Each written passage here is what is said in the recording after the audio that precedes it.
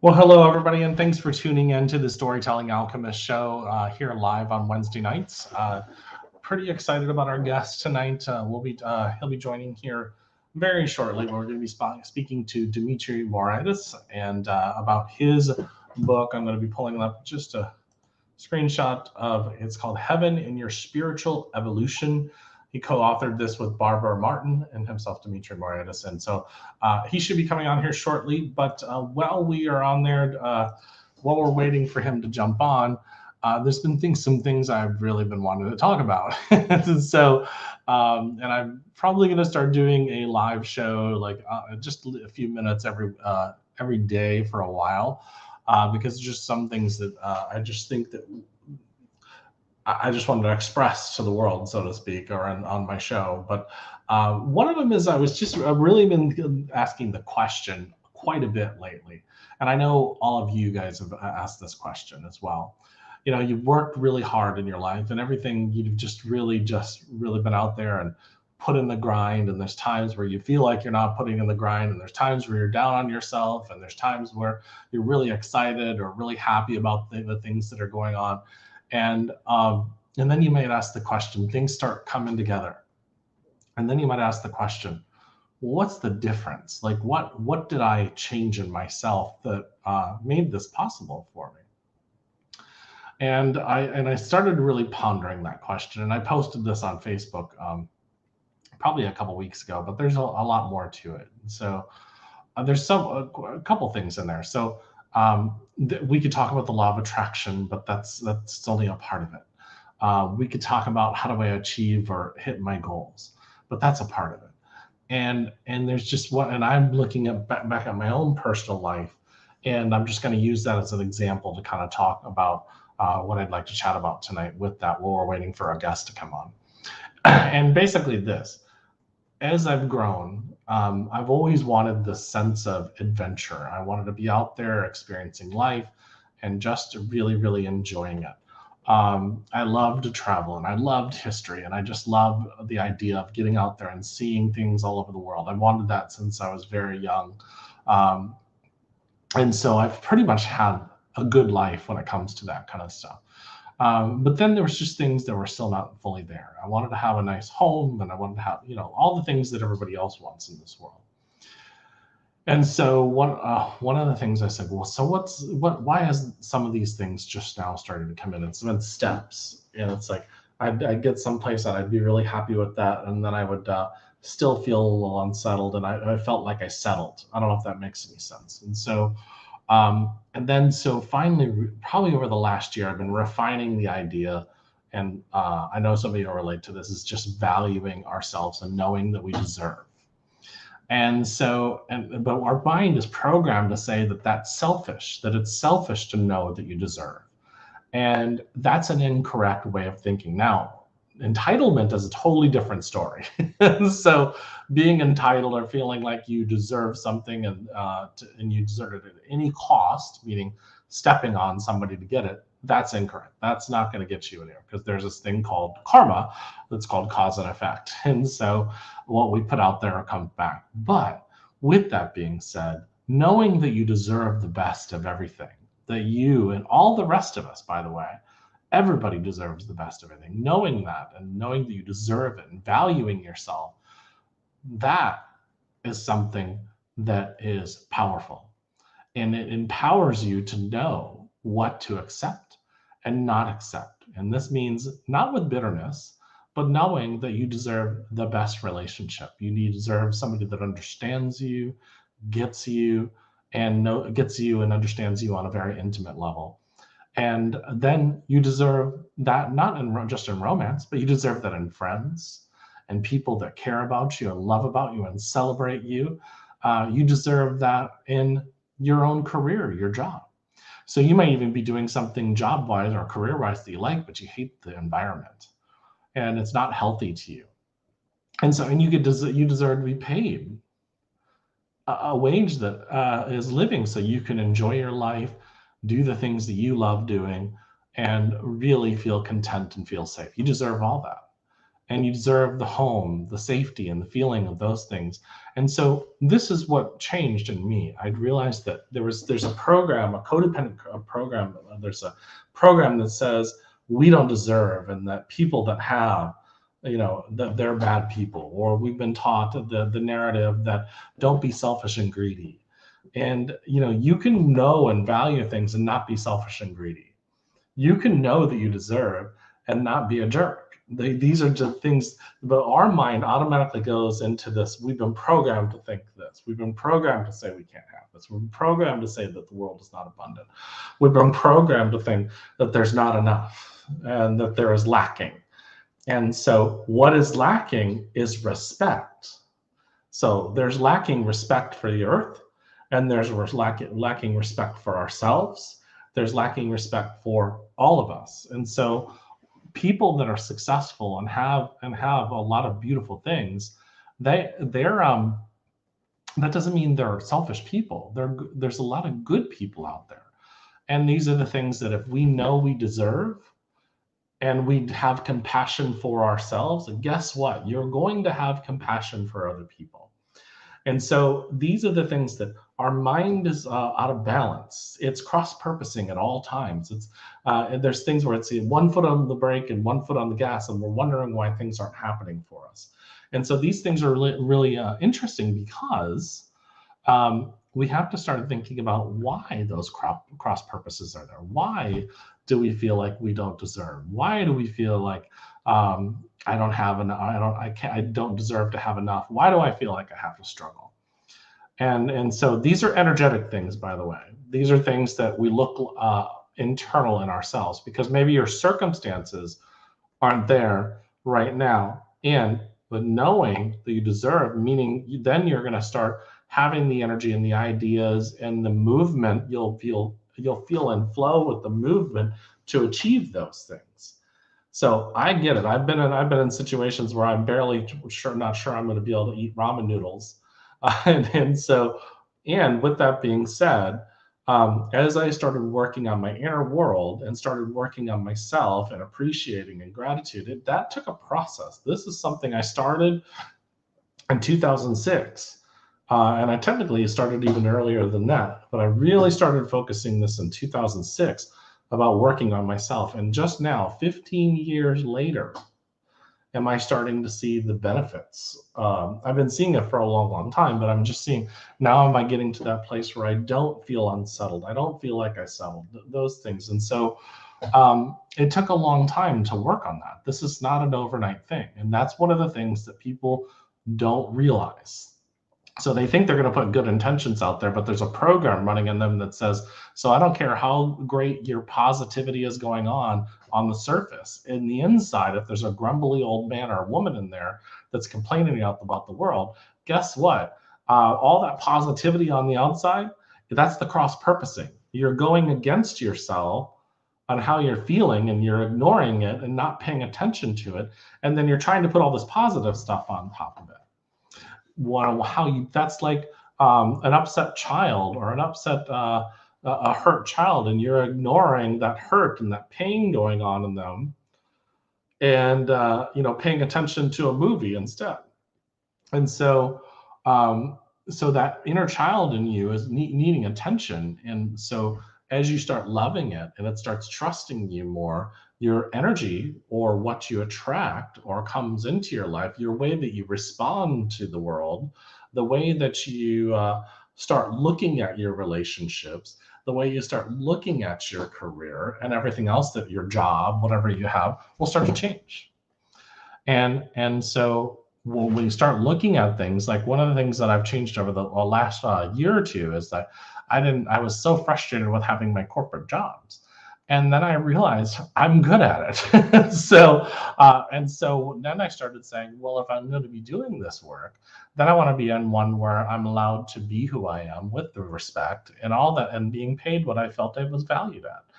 And so these are the things. So that's what I started looking for, and I didn't accept anything less. And so now it took me 15 years to get to that point. And so that will start changing, because the more and more we see start valuing ourselves and the circuit, how we see ourselves, then we're going to change the relationships we have, or we're going to start creating boundaries, or we're going to start attracting new relationships into us that give us a sense of fulfillment. And so, and what I found over the years is as I changed, I had the wonderful benefit of having a lot of people that I love change around me. We were changing together and growing and, understanding each other and telling the truth to each other and laughing together and crying together and all these things and all these experiences. And so what I found, one of the things that happens in relationships too, is we don't necessarily grow together. This is not just romantic relationship. This is friendships and families and stuff like that. And so one person can be stuck and then the other person is moving on and then it changes. And what's interesting is that when that person leaves, then the energy of this person that was stuck, they get unstuck and then they move and then they can come back together at another time. So, but it really comes down to how do we change? What the question is what is the difference now than it was years ago? And it's because you've evolved, you've changed as a person, you started loving yourself. That's still a process. Obviously, there's days where I get down on myself. When I moved in here in this apartment that I absolutely love and I've been wanting for a while, I realized I was starting to get depressed in the first couple of weeks. And I'm like, why? Oh, because I'm waiting for the back order furniture for the living room, and I hadn't even hung out my picture, so it felt unsettled. So what happens, and so as I started putting it up, and now I'm starting to see everything start to come together, so then that changed. And so depression and emotion sometimes is a signal for you to say, hey, knucklehead, pay attention. And it's time, maybe there's some things that you need to do. So it means movement needs to happen. And one of the other things I'm hearing a lot is I know a lot of people that are feeling very stuck in their lives. They're feeling like things are not moving for them. And so what I've been starting to think about and ponder, and I've been talking to some of my clients about, is this. I've been saying, well, what about this? Have you considered this? Have you considered trying this? And they're like, no, that doesn't work. And they're stuck. They're saying no to everything, or there's a reason, or it's going to be too hard, or it's going to be too expensive. And there's all these reasons why they can't do it, and none of the reasons why they can do it. And so, and then I just say, well, here's one thing I do know for sure in this world.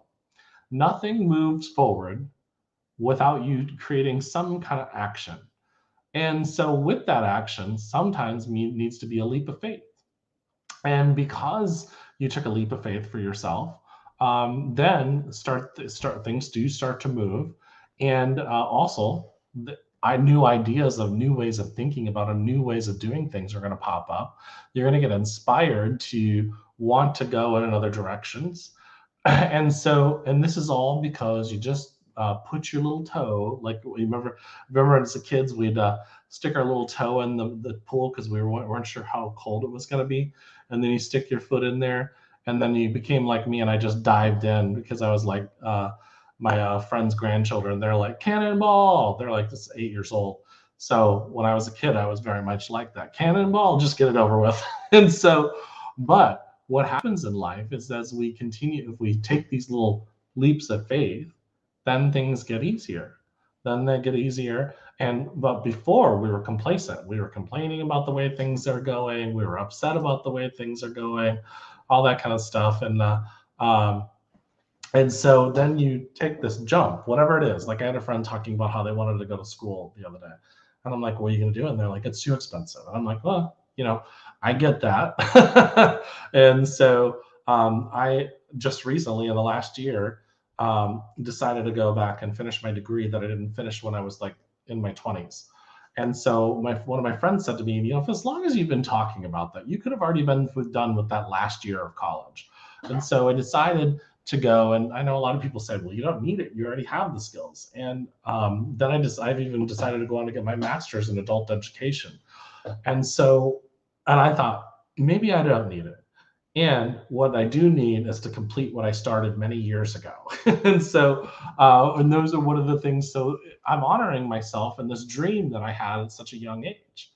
And so I've actually gone on to do adult education because I'm a corporate trainer, but it was one of those things where I thought, now let's do this for myself. And so, by the way, guys, there's a lot of things that you've probably looked back on and you're like, I wish I would have done that. And if it's something you can do right now, why not do it? Why not do it? And because what's going to happen is that when you get done with it, you're going to have that sense of, wow, I really did it. And I was looking at the calendar the other day. I have 5 months left. And I just got done with a statistics class, and that was not an easy class.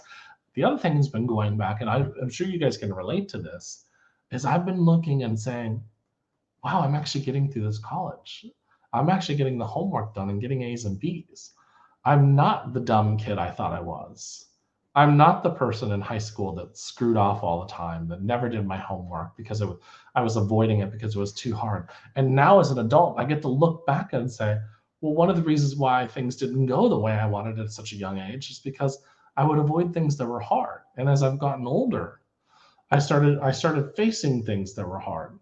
And so as a result, I've gotten strong interpersonal skills. And so that relates in job interviews, by the way, because I can sell myself on a job interview because I'm not afraid to ask the questions, answer the questions, and really get in there and not give surface answers, but answers that really connect with people.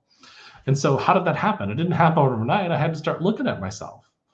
And so I had to look at all those fears. And so so what's cool about now, I'm able to look at myself doing something that I felt was so challenging before, and it's not as challenging as the work is hard, but the emotional challenge is gone. And so then these are the type of things that are going to make you make those leaps of faith, because you're going to start facing things, you're going to start going towards them, and you're going to find out it's not as hard. It's like, do you guys remember when you learned how to ride a bike? I remember mom was like trying to get me to ride this bike. I wanted the training wheels.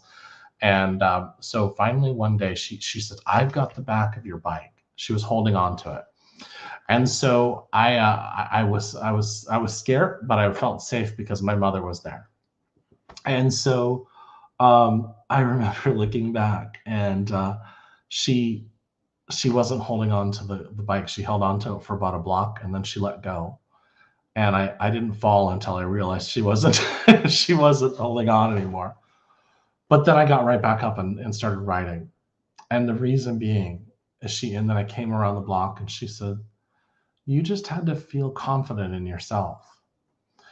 And so that's what the universe is doing with you all. It's teaching you to be confident with yourself.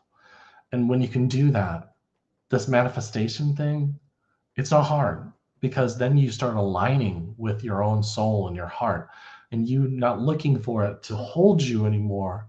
You already know it's got you. And so a friend of mine said to me years ago, believe the universe is plotting to do you good.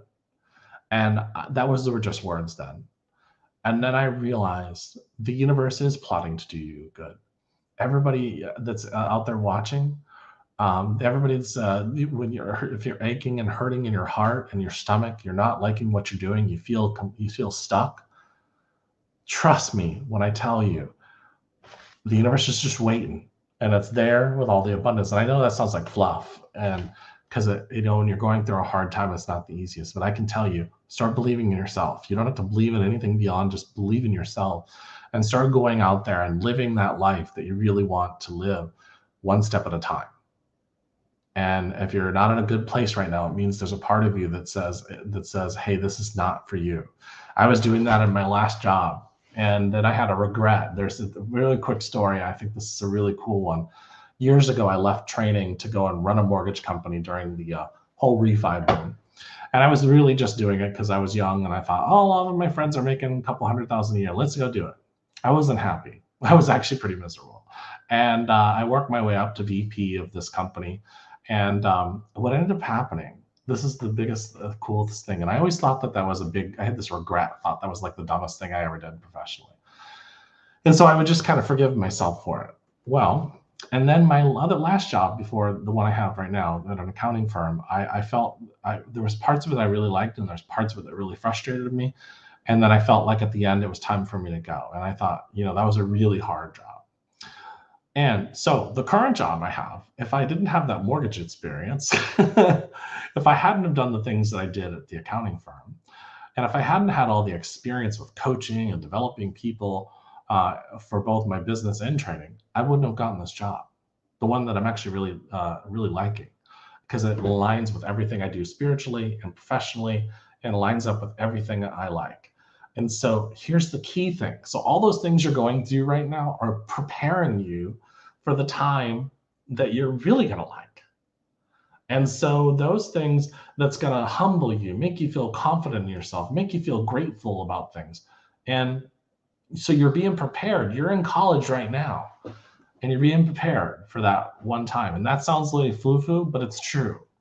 And it's one of those things where, and all those heartaches you have, they're working through it. And I'm not sure what happened with my guest tonight, but I'm sure he'll come back on another time. And I'm really glad I got to talk from my heart, because these are things that have been on my mind for a while. And probably starting Monday, I'm going to start doing kind of a live show like this, where I'm just kind of speaking from the heart. Because I got, there's just a lot of friends and people I love and care about, like all of you. And I just love all you guys, because most of you I know personally or I've talked to that watch the show. I just want to share that. And because I think we're all going through a hard time right now, or we're growing, or we're evolving spiritually, which was what this book was about that we were going to talk about tonight. And I think that we have to connect. We have to start, we don't have to talk to each other. We have to connect, meaning we have to go deeper in ourselves. So anyways, everybody, that's next week. I will have Dr. Amit Goswami on the show. It'll be a recording because it's hard for him to go live at 10 o'clock at night Eastern, my time. He's in India, but he was on the movie What the Bleep Do We Know many years ago, if you know what that is. So he will, he's a quantum physicist, and he's wrote a bunch of wonderful books. He's actually been on my previous shows before. And so I'm excited to have him on. And but it will be a recording, but it'll also be a great information. So it'll be him, and we'll be talking about his co-author, Valentino Onisor, Dr. Valentino Onisor. We're going to be talking about the quantum brain. So that'll be a good conversation. Anyway, anyhow, everybody, much love, and I will chat with you later. Bye-bye.